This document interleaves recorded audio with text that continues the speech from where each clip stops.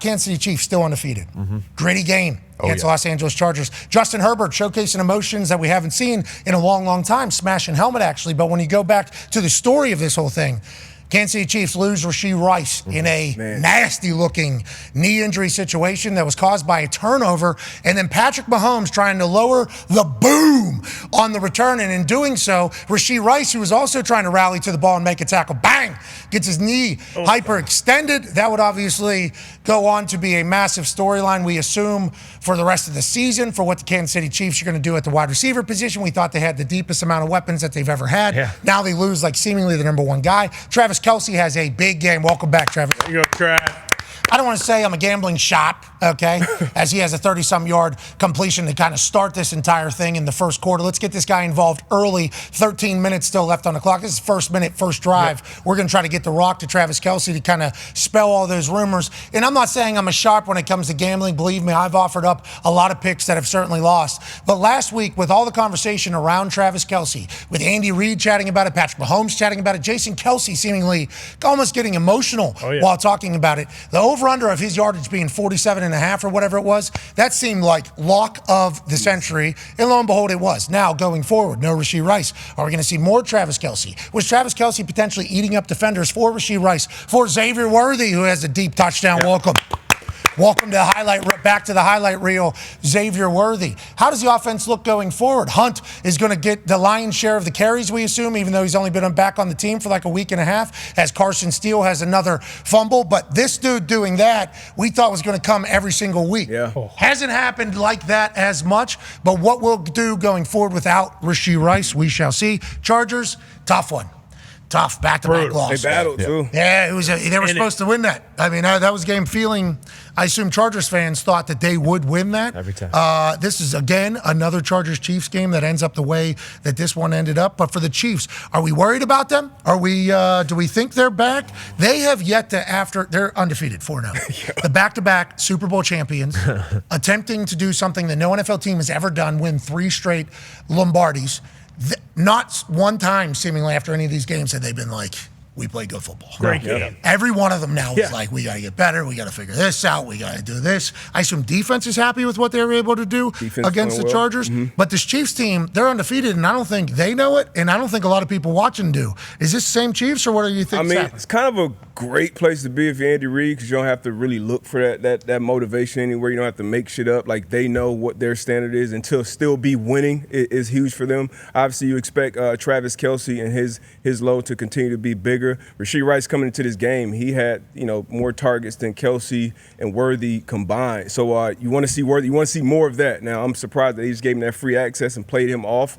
He's got to, learn more and more how to separate himself, get off a press, obviously learn a route tree, be able to read coverages, because that's where Rashee had took a huge step, just reading coverages, getting to the open spot, being that threat down the field, and kind of a rack guy. So I'm sure they're probably working the phone lines looking for another receiver. Also, Juju Smith-Schuster, you expect his load to get bigger. And you mentioned Kareem Hunt.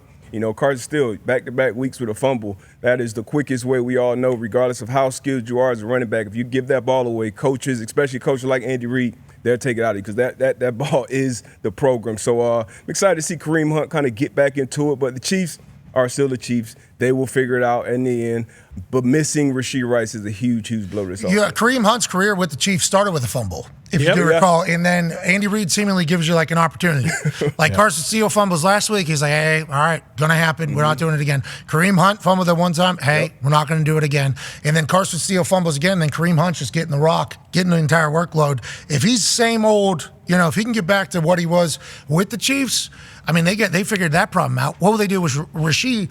Big names on the potential wide receiver trade block. A lot of them. Big names. Amari Cooper's name is all of a sudden getting tossed in there, especially with the readjustment of the contract over there for the Cleveland Browns, who, man, didn't even offer Joe Flacco. You snuck that in your answer. We just found that out because Mike Florio of Pro Football Talk talked to Joe Flacco after the game, and Joe Flacco was asked about his situation with the Colts. Is this a good one? Is this what you're looking for? Yada, yada, yada. He said, my phone was not ringing off the hook. Let's not get crazy.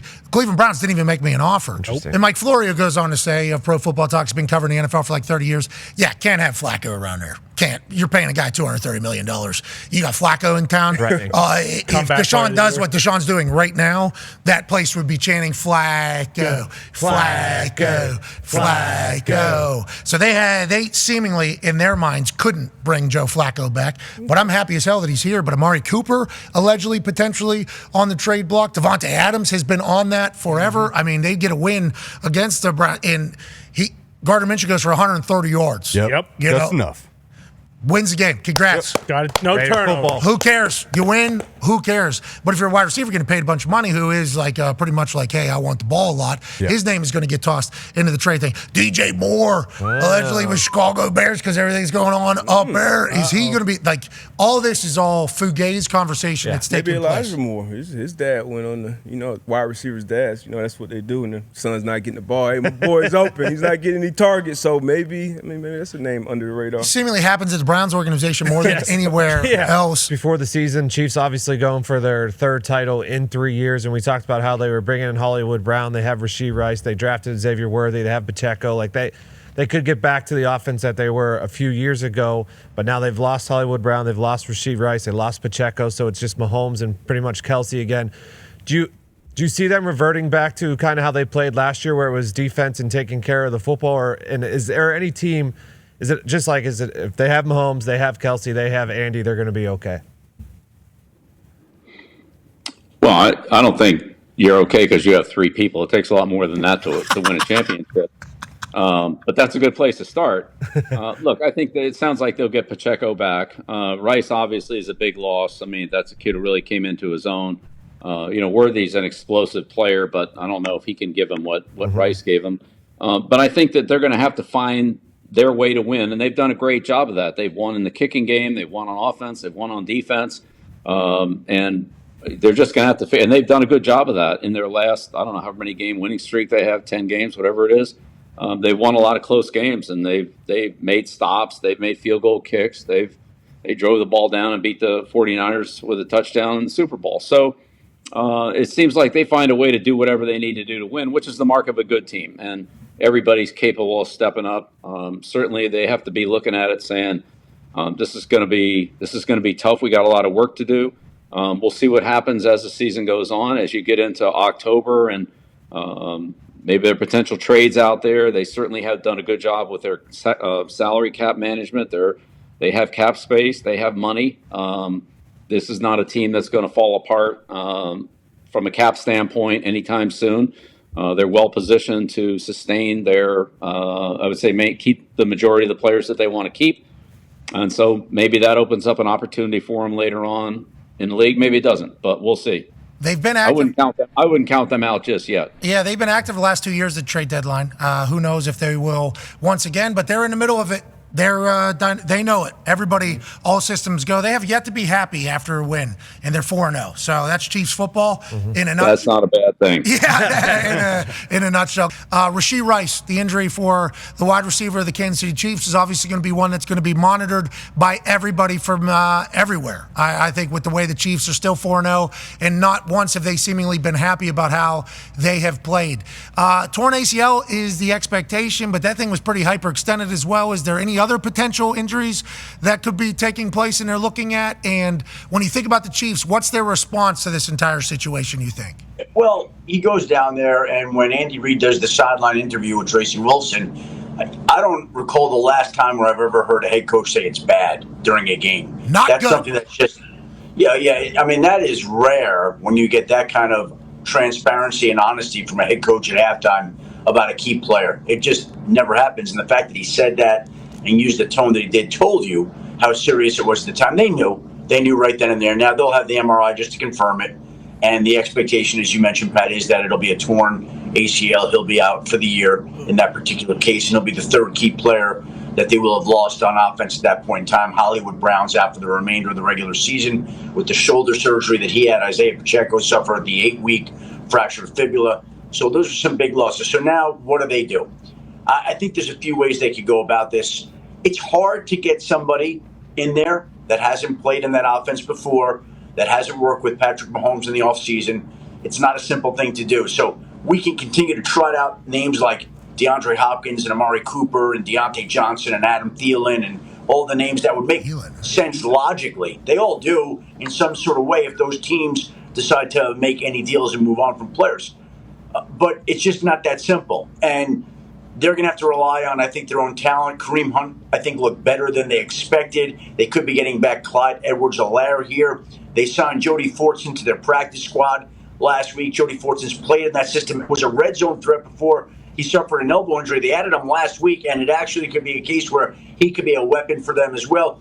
They're going to look. The last 2 years, they've made trades before the deadline for wide receivers. Kadarius Toney 2 years ago, and then last year, McCole Hardman. But Hardman had played in the system, knew the offense. Toney adjusted.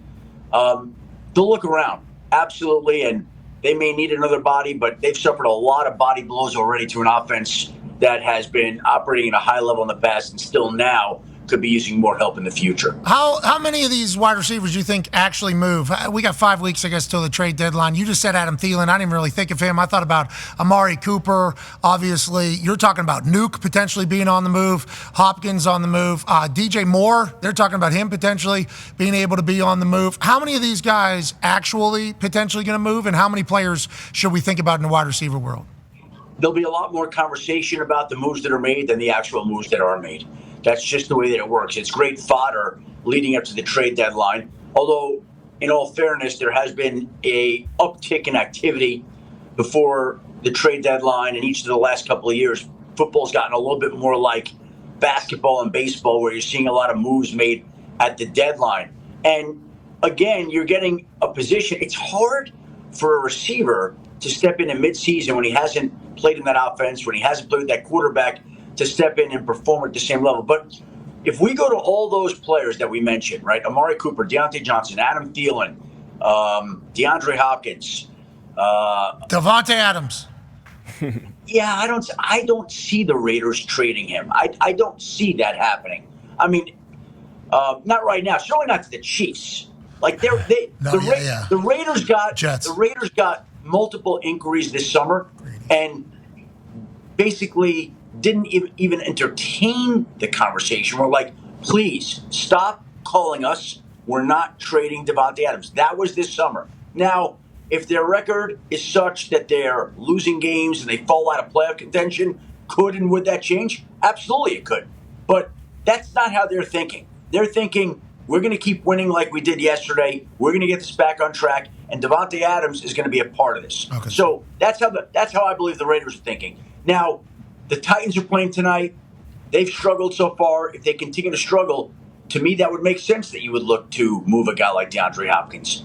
Adam Thielen, Deontay Johnson. Deontay Johnson's in the last year of his contract. He's going to be leaving Carolina after this year anyway. If they lose a few more games, why would you not be open to the idea of moving him if you got the right offer before the deadline? And I think the same would be true of Adam Thielen, a veteran who you probably would want to do right by. If you're 1-6 at the trade deadline, if you're 2-7, whatever it may be, they push back the trade deadline a week. I think it's November 3rd this year, or whatever that may be. Wait, is the trade deadline on the same day as the presidential election this year?